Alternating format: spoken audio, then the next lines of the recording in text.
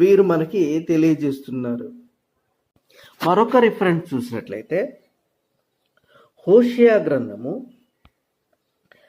11వ అధ్యాయము 9వ వచనాన్ని గనక మనం చూసినట్లయితే, హోషేయ గ్రంథం 11వ అధ్యాయం 9వ వచనంలో, నా ఉగ్రతాగ్నిని బట్టి నాకు కలిగిన యోచనను నేను నెరవేర్చను, నేను మరల ఎఫ్రాయిమును లయపరచును, నేను మీ మధ్య పరిశుద్ధుడను కానీ మనుషుడను కాను, మిమ్మల్ని దహించినంతగా నేను కోపించను అంటున్నాడు.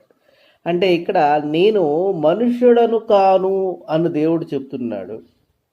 కాబట్టి దేవుడు ఎప్పటికీ మనుషుడు కాడు. దేవుడే చెప్తున్నాడు నేను మనుషుని కాను అంటున్నాడు.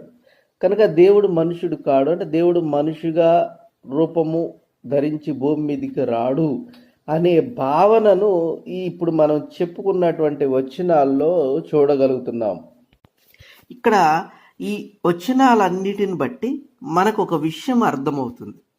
దేవుడు పరిశుద్ధుడు. మనుషులనేవారు మాట తప్పేవారు, అబద్ధమాడేవారు,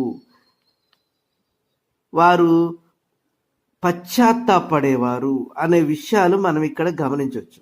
దేవుడు మాత్రము పరిశుద్ధుడు అనే విషయాన్ని గమనించవచ్చు. దీనిని బట్టి దేవుడికి మనుషుల ఎడల ఎటువంటి అభిప్రాయం ఉంది అని గమనిస్తే, ఆదికాండము 6వ అధ్యాయము 5వ వచనాన్ని గనక చూస్తే, ఆదికాండము 6వ అధ్యాయము 5వ వచనం, నరుల చెడుతరము భూమి మీద గొప్పదనియు వారి హృదయము యొక్క తలంపులలోని ఊహ అంతయు ఎల్లప్పుడూ కేవలము చెడ్డదనియు యెహోవా చూచి అంటాడు. అంటే నరులు చెడుతనం భూమి మీద చాలా గొప్పది. అంటే నరులనే వారు యొక్క హృదయంలోని తలంపుల్లోని ఊహ కూడా చెడ్డదే. అలాంటి నరుడను నేను కాను అని దేవుడు చెప్తున్నట్లుగా మనకి అర్థమవుతుంది.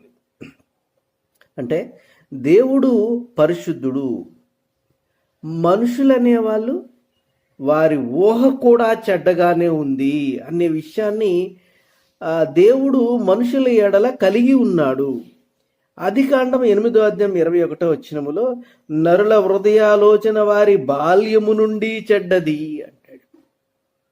అంటే దేవుడు తన గురించి తాను చెప్పుకునేటప్పుడు నేను ఇలాంటి చెడిపోయిన మనిషిని కాను అని అంటున్నాడు. ఒక విషయం మనకు